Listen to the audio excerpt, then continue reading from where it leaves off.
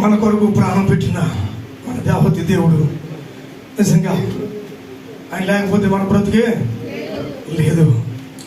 ఈరోజు నిజంగా ఆనంద బాష్పాలు. ఆయన మరణించకపోతే మనకి జీవితమే లేదు. పాపిక ముద్ర అంక అలా ఉండేది. అవును కదండి. దేనికి స్తోత్రం కలుగును గాక. అందరూ బాగున్నారు కదా. మరి అందరికి ఇచ్చినట్టే నాకు 5 నిమిషాలైనా సునీల్ గారు, వినయ్ గారు, చిట్టుబాబు గారు, సంఘ పెద్ద రాజు గారు, ట్రాన్స్పోర్ట్ వీరులు చెప్పాలండి. ఎన్ని నిమిషాలు? 10-5 మొత్తం ఎంతండి? మాట మీద నిలబడాలి మీరా. రైజు గారికి వందనాలు. సేవకులు స్టేజ్ అలంకరించిన చిట్టుబాబు గారికి, మరి సునీల్ గారి సేవకులు, వినయ్ గారికి, సంఘ పెద్దలకు, స్త్రీల సమాజం అందరికీ కూడా అప్పుడు హృదయపూర్వకమైన వందనాలు తెలియజేస్తున్నాను. నిజంగా నిలబడటానికి కూడా యోగ్యుని కాదు. శాశ్వతమైన ప్రేమతో ప్రేమిస్తున్న మా పరలోకపు తండ్రి, ఉన్నతమైన, శ్రేష్టమైన, ఘనమైన, పరిశుద్ధమైన, మహోన్నతమైన, గొప్ప నామునకు మా లెక్కలేనని స్తుతులు స్తోత్రాలు చెల్లిస్తున్నాం నాయన. అన్నాడు ఇంచుమించు 1992-93 మధ్యకాలంలో ప్రభువా మా కొరకు ఆ సిలువలు నాయన దాని అమూల్యమైన విలువైన ఎవరి రక్తాన్ని ప్రభు ఆఖరి బొట్టు వరకు కాచి నీ ప్రాణం పెంచి నాయన మమ్మల్ని అందరూ పవిత్రపరిచి నీ సన్నిధానంలో ఈ రీతిగా నిలబడడానికి ఇచ్చిన కృపగా నీకు స్తోత్రం నాయన. దీనులను, అల్పులను, అల్పులను, దౌర్భాగ్యులను, పనికిమాలను అన్న ప్రభువా నీ పక్షంగా నిలబడి మాట్లాడుచుండగా పరిశుద్ధాత్మ దేవుడా నాతో మాతో మీరే మాట్లాడి మమ్మల్ని బలపరిచి దీవించి ఆశీర్వదించి ఫలింపచేయమని యేసునామమున అడుగుచున్నాను తండ్రి. ఆమేన్. అభిషక్తులైనటువంటి సంఘ వ్యవస్థాపకులు సతీసాయి గారు కూడా ప్రత్యేకమైన వందనాలు తెలియజేస్తున్నాను. దేవునికి మహిమ కలుగును గాక. నిజంగా 7 మాటలు. మొదటి మాట ఏంటమ్మా? తండ్రి వీరు ఏమి చేయుచున్నారు వీరు ఎరగరు కనుక వారికి తెలీదా? వాళ్ళకి తెలీదా? వాళ్ళు ఏం చేస్తున్నారో వాళ్ళకి తెలీదా? నువ్వేం చేస్తున్నావో నీకు తెలీదా? నేనేం చేస్తున్నానో నాకు తెలీదా? మరి ఎందుకు అంటున్నాడు దేవుడు అలాగా? దేవుడు ఎందుకు అంటున్నాడు అలాగా? మనమైతే ఎవరైనా ఏదైనా చేస్తే అన్న చెప్పారు ఇందాక వెళ్తానన్న, నేను విన్నాను, బయట ఉన్నాను. మనమైతే క్షమించలేమండి. I'll impossible. సారీ అని చెప్పేస్తాం, కానీ నోటితోటి హృదయంలోంచి రాదది. మిమ్మల్ని అడగండి ఒకసారి, మీకు క్వశ్చన్ వేసుకోవాలి, నేను కూడా వేసుకోవాలి. మీరు అనుకుంటారు చాలా మంది సేవకులు వచ్చి మా గురించే చెప్తున్నారని. మీ గురించి కాదు, చెప్పేవాడికి కూడా తగులుతుంది అంటే నాకు కూడా తగులుతుంది ఈ మాట. దేవునికి మహిమ కలుగును గాక. ఆమేన్. హల్లెలూయా. వీరేమి చేయుచున్నారో వీరెరుగరు కనుక వీరిని క్షమించు.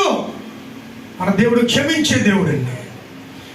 అలాంటి దేవుని మనసు కలిగి ఉండాలని దేవుని వాక్యం సెలవిస్తుంది. దేవునికి మహిమ కలుగును గాక. మీరు క్షమిస్తే క్షమించబడతారు. Forgive and you shall be forgiven. దేవునికి మహిమ కలుగును గాక. మనం క్షమించే వారంగా ఉందుము గాక. ఆమేన్. హల్లెలూయా. అలాగని అన్యాయం కూడా దాంతో కాంప్రమైజ్ చేసి అయిపోకూడదు. నీతిగా బ్రతకాలి, నిజాయితీగా బ్రతకాలి, పరిశుద్ధంగా బ్రతకాలి. ఇక 2వ మాట చూసినట్లయితే, నీవు నాతో కూడా పరదేశులో ఉందువు. You are in paradise with me right now. Amen. Hallelujah. ఇంక వేరే అవకాశం లేదు మనోడికి, ఆ దొంగకి ఇంకా అవకాశం ఏమీ లేదు. కిందకి వెళ్ళి పాస్ గారి చేత ప్రార్థన చేయించుకుని, సంఘస్థులు అందరి చేత 4 సార్లు 3 సార్లు ప్రార్థన చేయించుకుని, 4-5 వాక్యాలు విని, బాప్తీసానికి వెళ్ళి సముద్రం కాడికి వెళ్ళి బాప్తీసం నీటిలో మునిగి వచ్చి అప్పుడు పరదేశికి వెళ్ళడానికి అవకాశం అతనికి లేదు. నమ్మిక ఉంచాడండి దేవుని మీద, నమ్మిక ఉంచాడు. నీ రాజ్యములో నన్ను జ్ఞాపకం చేసుకోవడం అంతే. దేనిస్తో అంటే అది హృదయపూర్వకంగా పలికిన మాట.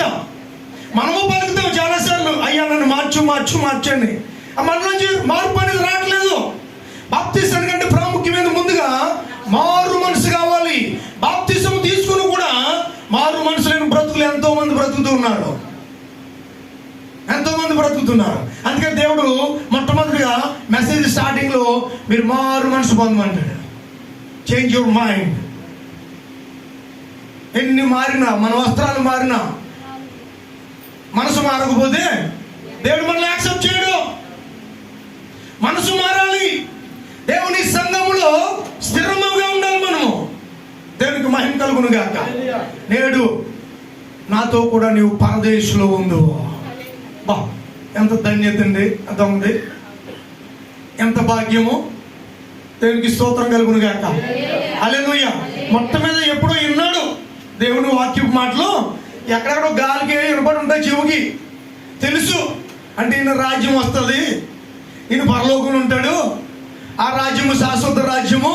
అబ్బా, ఇంకా ఆకలి పురికలు అక్కడ ఉండవు, అంటే ఇంకా ఆకలేదు, అంటే సమృద్ధి అన్నమాట, తృప్తికరమైన జీవితం ఉంటుంది అని మనకు తెలుసు. కాబట్టి ఆ దేవుణ్ణి అడుగుతాడు, నీ రాజ్యం వచ్చినప్పుడు ఆ రాజ్యంలో నన్ను జ్ఞాపకం చేసుకుంటావా అని అడుగుతాడు. ఆశ మనకుందా?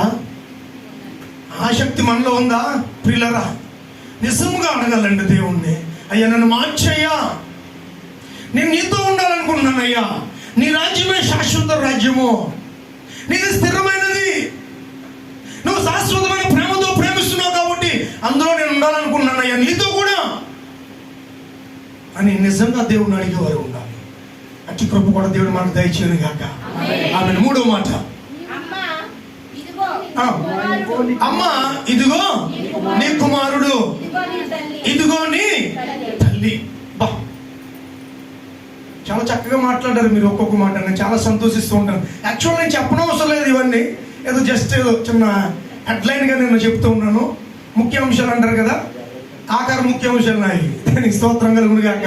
హల్లెలూయా. దేవుని వాక్యపు మాటలు, ఈ సిలువలో పలికిన 7 అనే మాట, నా ప్రియమైన వాళ్ళరా, 7 మాటలు ఉంటాయి. ఈ 7 మాటలు, 7 అనే సంఖ్య పరిశుద్ధ గ్రంథంలో పరిపూర్ణమైనది, సంపూర్ణమైనది. మనం కేవలం 7 మాటలుగా అనుకుంటున్నాం, కానీ 700 సంవత్సరాల నుంచి కానీ లేకపోతే ఎప్పటి నుంచో మనం వింటూనే ఉన్నాం. కానీ ఈ మాటలు మనకు కొత్తగానే ఉంటాయి, మన జీవితాన్ని కదిలించేస్తూ ఉంటాయి. దేవునికి స్తోత్రం కలుగును గాక. హల్లెలూయా. అమ్మ ఇదిగోని, బా, ఎందుకు ఈ ఆహారం అప్పగించాడండి? ఇంకెవరు లేదు అక్కడ, ఎవరు లేరు శిష్యులు, మహానుభావులు ఉన్నారు అక్కడ, గొప్ప గొప్ప శిష్యులు ఉన్నారు. ఎందుకు ఈ ఆహారం అప్పగించాడంటే నా ప్రియమైన వాళ్ళరా, నమ్మకమైన వాడు. అంటే ఒక తల్లిని అప్పగిస్తే తల్లిలా చూసుకోగల సమర్థుడు. లోకంలో ఉన్న తల్లిని మనం సరిగ్గా చూడడమే, లోకంలో మన కని నవమాసాలు మోసి కని పెంచి పెద్ద చేసి పెళ్లి చేసి చదివించి ఒక స్థాయి తీసుకొచ్చిన కన్న తల్లిని మనము పట్టించుకోలేని బ్రతుకులు నిర్లక్ష్యం చేస్తాం. మనం ఎవడైనా మనల్ని చూసి మీ అమ్మని చూడరని చెప్పగలుగుతాం మనం? ఎందుకని మా అమ్మని సరిగ్గా చూడడం. యోహానుగా అప్పగించాడంటే నమ్మకస్తుడు. దేవుడు ప్రేమించాడంటే అతన్ని, అంటే దేవుడికి పార్షియాలిటీ ఉందా, పక్షపాత? దేవుడు ఒకరిని ప్రేమిస్తాడా, మిగతా ఎవరిని ప్రేమించడా అంటే కాదు. అక్కడ దేవుని ప్రేమను అంతగా పొందుకున్నాడు యోహాను. దేవునికి స్తోత్రం కలుగును గాక. అంత నమ్మకమైన బ్రతికాడు యోహాను. నా తల్లిని యోహానుకి అప్పగిస్తే బాగా చూసుకోగలుగుతాడు. ఈరోజు నీకు దేవుడు అప్పగిస్తాడు కొన్ని బాధ్యతలు. చాలా జాగ్రత్తగా ఉండాలి. ఒక సంఘంలో ఉన్నామంటే అటు ఇటు పరిగెడతాను కుదరదు. నువ్వు సంఘానికి కట్టుబడాలి. సేవకులు 3 చెప్తున్నారు ప్రత్యేకంగా. నేను గత నెల నుంచి బాధపడుతున్నాను ఇమ్మానుయేల్ గాస్పెల్ మినిస్ట్రీ సంఘం కోసం. దేవుని ప్రేరేపణ అసలు లాస్ట్ మంత్ నేను చెప్పాలి మీకు. గొంతులు వేయకూడదు. సేవకులేంటి, విశ్వాసులేంటి, ఒక సంఘానికి కట్టుబడి ఉండాలి. మీరు ఏం నేర్చుకున్నారు? వాక్యం చదువు. మీరు మీ మిమ్మల్ని సేవకులు చేయడానికి ఎందుకు కారణం ఏంటో తెలుసు అసలు మీకు? మిమ్మల్ని పిలిచాడా దేవుడు? పిలిచాడా దేవుడు మిమ్మల్ని? మీకు చెప్పాడా దేవుడు? కడుపు మంటానికి నా విశ్వాసులు, నా గొర్రెలు చెదిరిపోతున్నారు, నా గొర్రెలు చెదిరిపోతున్నారు, నా సంఘం పాడైపోతున్నాను పాదానికి.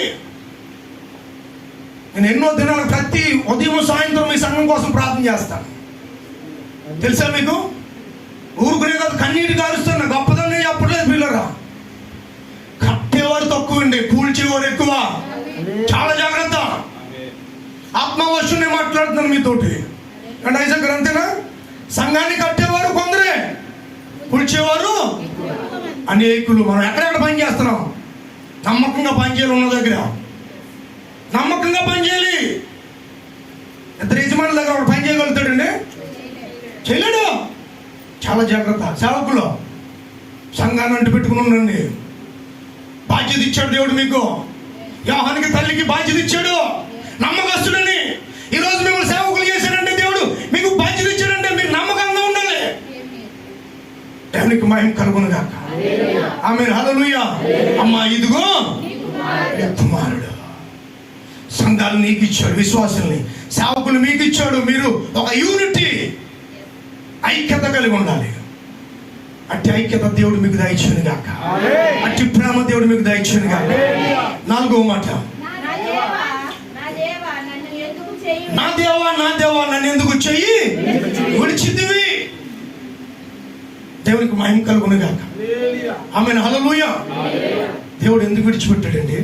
ఆయన కనుక ఆయన కుమారుని విడిచిపెట్టకపోతే ఈ రోజు మనల్ని అట్టుకునే అర్హత లేదు మనకు. అన్ని ఆయన దగ్గరికి వెళ్ళే అర్హత మనకు లేదు. కాబట్టి పిల్లలు ఆలోచన చేయండి. మొదటి 3 మాటలు ఒకంత అయితే ఈ 4వ మాట ఈరి గారు చెప్పినట్లు నిజంగా ఇది ఒక ప్రత్యేకమైనది.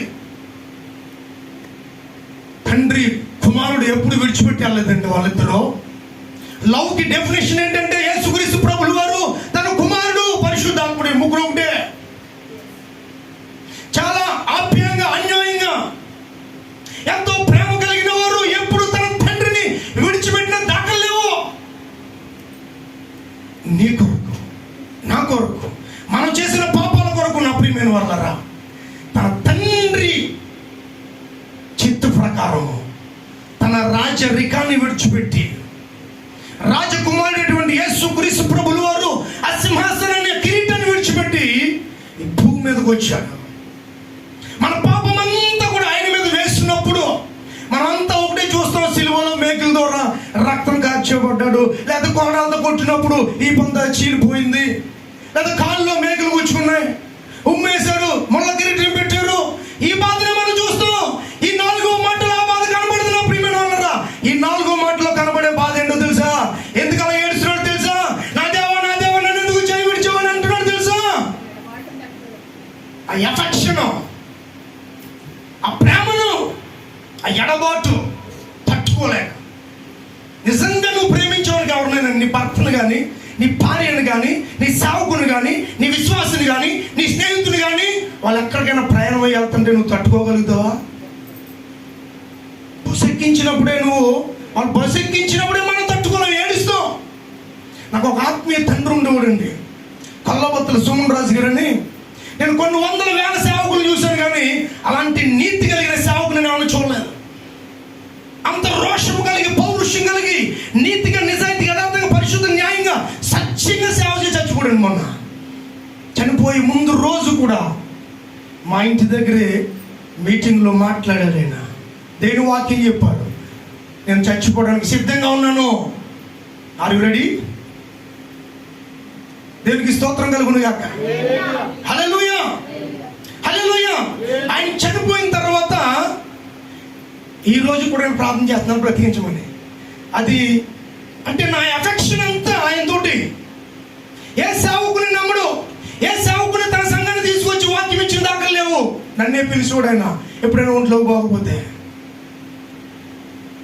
దేవునికి స్తోత్రం కలుగును గాక. కతార్ దేశంలో ఉద్యోగం చేస్తున్నాడు, చక్కని జాబ్, హోటల్లోనే.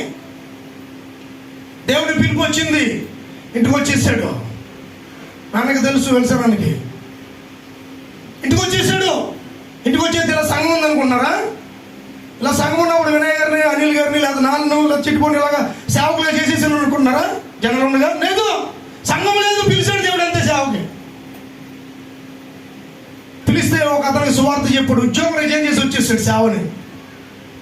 ఒక అతనితో మాట్లాడితే అతను అన్నాడు, మా ఇంటి దగ్గర పెట్టానా. అన్ని జనులండి, దేవాంగులు, క్రైస్తవులు కాదు, అన్ని జనుల మధ్య సువార్తకు పిలుచుకున్నాడు దేవుడని. ఒక అన్ని జనులతో మాట్లాడితే అతను వెంటనే మారి మా ఇంటి దగ్గర పెట్టి బిల్డింగ్ మీద పైన అన్నాడు. అతని భార్య, చిన్న కుమారుడు, అంతే. ముగ్గురితో స్టార్ట్ చేశాడు.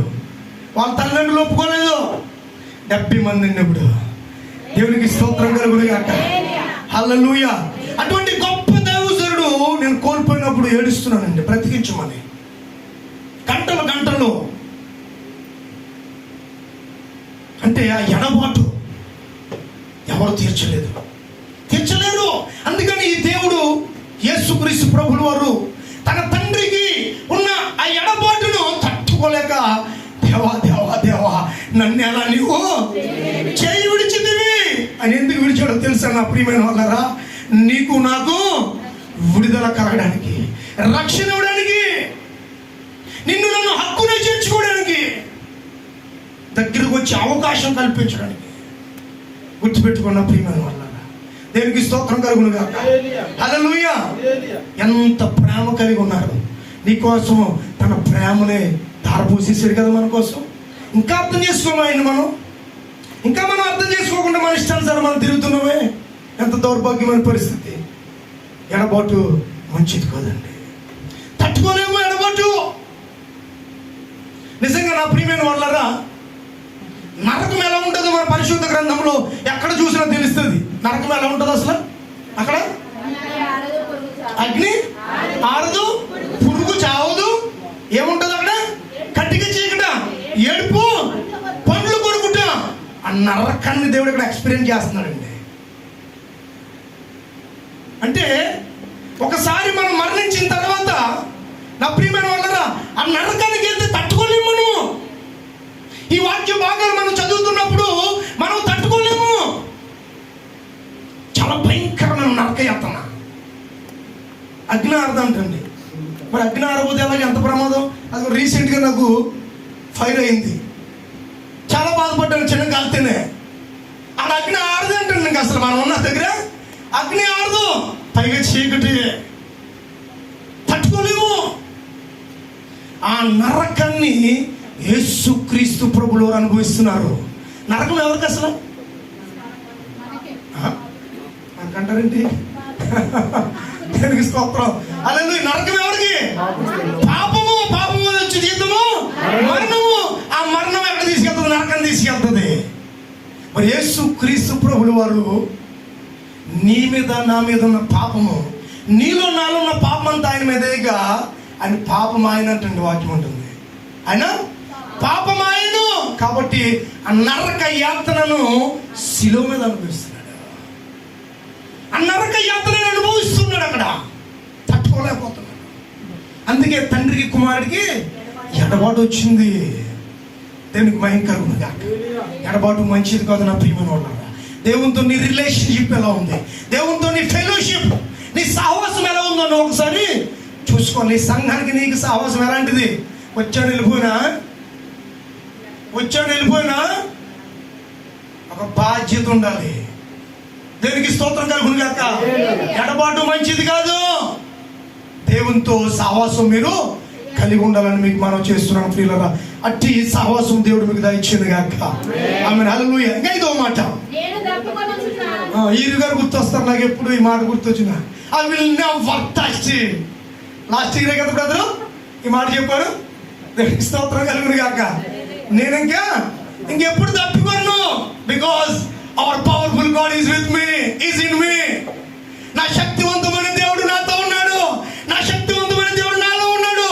నేనెందుకు తప్పుకుంటానండి అని చెప్పాడు last week. I will never touch. అబ్బబ్బబ్బా, ఇంగ్లీష్లో ఆ మాట చాలా బాగుంటుంది. ఆయన ఎందుకు తప్పుకున్నాడు తెలుసా? నీ దాహాన్ని నా దాహాన్ని తీర్చడానికి. దేవునికి స్తోత్రం కలుగును గాక. ఆమేన్. హల్లెలూయా. హల్లెలూయా.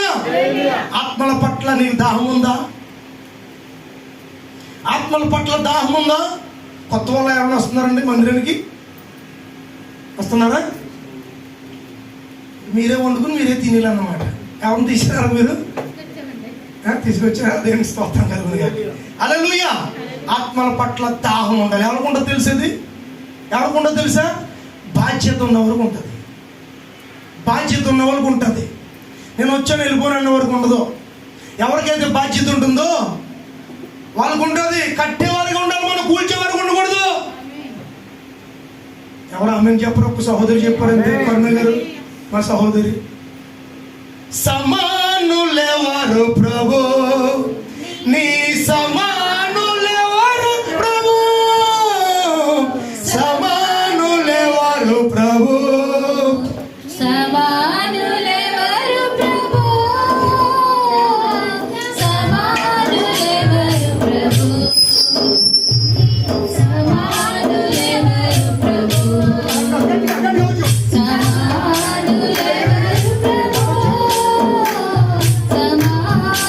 ఎవరు ప్రభు,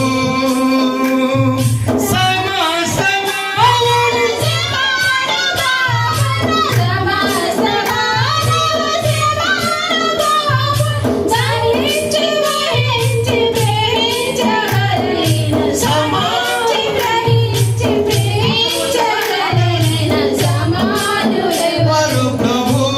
అక్కడ వచ్చును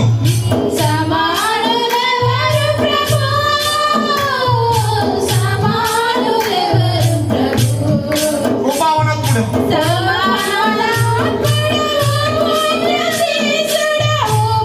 వనత్తుడు, ఓ పుణ్యశీలుడు,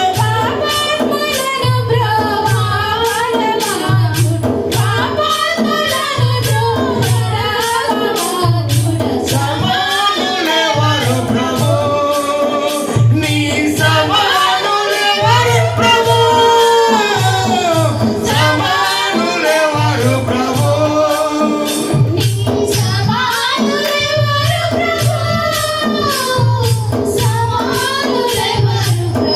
దేవునికి స్తోత్రం కలుగును గాక. ఆయన లాంటి దేవుడు ఎవరు ఉన్నారండి? ఆయన లాంటి దేవుడు నీ దాహాన్ని తీర్చే దేవుడు. నీ దాహాన్ని తీర్చే దేవుడైనా నీకు దాహం లేకుండా చేసే దేవుడు అంటండి ఆయన. దేవునికి మహిమ కలుగును గాక. హల్లెలూయా. ఆ ఇశ్రాయేలు ప్రజలు 40 సంవత్సరాల అరణ్యంలో నీళ్లు లేవని లబోదిబమని గుండెలు బాదుకుంటే బండలో నుండి నీళ్లు రప్పించాడండి ఆయన. దేవునికి స్తోత్రం కలుగును గాక. హల్లెలూయా. దాహాన్ని తీర్చే దేవుడు. దేవునికి మహిమ కలుగును గాక. హల్లెలూయా. మనం ఎన్నడు దాహము దప్పికొనము. ఆమేన్. హల్లెలూయా. ఇంకా ఎన్నో మాట? 6వ మాట ఏంటండి? అయిపోయిందా? 5 minutes పన్నదా? 5 minutes అంట. సమాప్తము. ఏం సమాప్తం చేశాడు ఆయన? ఏం సమాప్తం చేశాడు ఆయన? ఏం సమాప్తం చేశాడు ఆయన? ఎస్, తన తండ్రి ఏదైతే చెప్పాడో సహోదరు చెప్పినట్లు తూచ తప్పకుండా ప్రతిదీ కూడా అన్నమాట యాజ్ ఇట్ ఈజీగా ఇరుగారు యాజ్ ఇట్ ఈజీగా ఆయన ఫుల్ఫిల్ చేశాడు, కంప్లీట్ చేశాడు. దేవునికి స్తోత్రం కలుగును గాక. హల్లెలూయా. శుభం పలికేశాడు. ఇంక దానికి సమాప్తం చేసేసాడు. శుభం అంటే అందరికి తెలుసేమో. తెలుసా శుభం అంటే? శుభం అంటారు కదా, సినిమాల్లో చూస్తారు కదా, అది ఓకే గుర్తొస్తుంది మీకు. ఆఖరి అయిపోయిన తర్వాత దేవునికి మహిమ కలుగును గాక. తెలుసు మీకు, చూస్తున్నారైతే నా ప్రియమైన వాళ్ళు ఆలోచన చేయండి. ఇలాగే ఒకసారి చర్చిలో మాట్లాడుతుంటే అనుకోకుండా ఒక పేరు వచ్చింది. పేరు వస్తే ఎందుకంటే చర్చికి సినిమాకి వచ్చాడంట. మనకు తెలియదు నిజంగా వాస్తవానికి. దేవుడు బయలుపరుస్తూ ఉంటాడు అలాగా. దేవుడికి మహిమ కలుగును గాక. ఆమేన్. హల్లెలూయా. ఇక్కడ 5వ మాట చూసినట్లయితే సమాప్తమైనదని, ఇంకా ముగిసింది, పూర్తి చేయబడింది, సంపూర్తి చేయబడింది. దేవునికి స్తోత్రం కలుగును గాక. అంతా కూడా ఏదైతే చేయమన్నాడో తన బిడ్డల కొరకు, తన బిడ్డల రక్షణ కొరకు, తన బిడ్డల రక్షణార్థమై అంతా కూడా అతను కంప్లీట్ చేశాడండి. మొల కీరటం కానించి, సిలువను ఎత్తికెళ్ళటం కానించి, అవమానం ఉమ్ములేయటము, కొరడా దెబ్బలు, అవమానించు, పిడిగుద్దులు గుద్దటం, ఎవ్రీథింగ్ నీ కొరకు నా కొరకు కంప్లీట్ చేసేసాడు. ఇంకా ఆ పాపానికి విడుదల కలగజేసేసాడండి ఆయన. దేవునికి స్తోత్రం కలుగును గాక. గుడ్ ఫ్రైడే అంటే ఏంటండి? శుభ శుక్రవారం, మంచి శుక్రవారము. అంటే వాళ్ళలో ప్రపంచ చరిత్రలో మనం ఎక్కడ చూసినా ఏ అధికారి చనిపోయినా, ఏ ప్రెసిడెంట్ చనిపోయినా, ఏ కింగ్ చనిపోయినా ఆ రోజుని మంచి రోజుగా పరిగణించరు.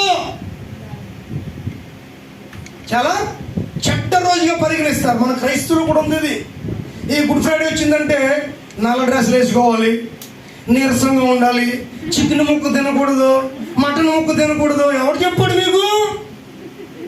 యేసుక్రీస్తు చనిపోవటాన్ని బట్టి ఆ సిలువలో తన అమూల్యమైన విలువైన యవ్వన రక్తాన్ని కాచడాన్ని బట్టి ఆఖరి బొట్టు వరకు నీకు నాకు పాపపు విడుదల కలిగింది, విమోచన కలిగింది. మనం ఎంజాయ్ చేయాలి ప్రభు సన్నిధిలో. దేవునికి స్తోత్రం కలుగును గాక. హల్లెలూయా. ప్రభువుని మరింతగా మనము అణిచిన శక్తి కొలది, బలం కొలది, ఆరోగ్యం కొలది సంతోషంతో దేవుని ఏం చేయాలి? కనపరచాలి. ఏంటంటే టిప్ టాప్ మైండ్ వస్తారు ఈరోజు అంటారు చాలా మంది. అయ్యో ఈరోజు అసలు నాన్ వెజ్ ఇలాంటి డేస్ రాకూడదు అంటారు. ఎవరు చెప్పరు బాబు? అసలు ఆయన చనిపోకపోతే మనకి విడుదల లేదు. విడుదల వచ్చినప్పుడు ఎలా ఉంటాడండి? జైల్లో వేసి పడేశారు అనుకోండి, నన్ను నాకు రిలీజ్ వచ్చింది అనుకోండి, ఎలా ఉంటాను నేను? బయటకు వచ్చి ఎగిరి పంపేస్తాను కదా. మరి యేసుక్రీస్తు ప్రభుల వారు మనకు విడుదల ఇచ్చినప్పుడు ఆయన రక్తం కార్చి మనం కడిగేసి శుద్ధి చేసేసి పరిశుద్ధులుగా చేసి ఈ ప్రభు సన్నిధిలో మనం నిలబెట్టినందుకు మనం ఎగిరి గొంతేలవుతుండే. శంకర్ గారు దేవునికి స్తోత్రం కలుగును గాక. హల్లెలూయా. అంత కంప్లీట్ చేశాడు ఆయన. నీ మీద నా మీద ఉన్న పాపానంతటిని కూడా ఆయన ఇంకా కొట్టువేసాడు, సమాధి చేసేసాడు. దేవునికి స్తోత్రం కలుగును గాక. అంటే మనకు విలువ లేదండి. విలువ లేని మనలకు ఆయన రక్తం ద్వారా, అమూల్యమైన రక్తము, మనకు అర్థం కదా యేసు రక్తము రక్తం అని. దేవునికి స్తోత్రం కలుగును గాక. ఆ రక్తం ద్వారా మనకు విలువ వచ్చింది. కాబట్టి మనం చాలా ఈ గుడ్ ఫ్రైడే రోజున, ఈ రోజు కాదు కానీ ఎప్పుడో 1992, 93 మధ్య కాలంలో ఆయన సిలువలో నీ కొరకు ఆల్రెడీ పాపాలన్నీ కడిగేసాడండి. మనం ఎలా ఉండాలండి? ఇప్పుడు స్థిరంగా ఉండాలి, ఇప్పుడు నీట్గా ఉండాలి, పరిశుద్ధంగా ఉండాలి. ఇప్పుడు మనం దుష్ట సాంగత్యం మంచి నడవడికను చెరుపును. కాబట్టి నువ్వు చాలా జాగ్రత్తగా ఉండాలి. ఆల్రెడీ నేను కడిగాడైనా, ఆల్రెడీ నేను పరిశుద్ధపరిచాడు. ఇప్పుడు దుష్టుడు ఏం చేస్తాడంటే నేను చెరపడానికి చూస్తాడా, నేను మురుగు చేయడానికి చూస్తాడా. కాబట్టి దుష్ట సాంగత్యము మంచి నడవడికను చెరుపుతుంది. కాబట్టి నువ్వు చాలా జాగ్రత్తగా ఉండాలి. నీ పాపాన్ని కొట్టివేసాడైనా, నీ శాపాన్ని కొట్టివేసాడైనా. దేవునికి స్తోత్రం కలుగును గాక. హల్లెలూయా. ఆయన రక్తం ద్వారా మనం పరిశుద్ధులుగా తీర్చబడ్డా, ఆయన రక్తం ద్వారా మనము నీతిమంతులుగా తీర్చబడ్డాం. ఆయన సన్నిధిలో ఉండడానికి అవకాశం ఇచ్చాడు దేవుడు. దాన్ని కోల్పోవద్దని ప్రభుత్వం మీకు మనం చేస్తున్నాను. అట్టి కృప పరిశుద్ధాత్మ దేవుడు మీకు దయచేయను గాక. ఆఖరి మాట, తండ్రి నీ చేతికి నా ఆత్మను అప్పగించున్నాను. ఎవరు మరి దాడి చేయగలుగుతాడండి?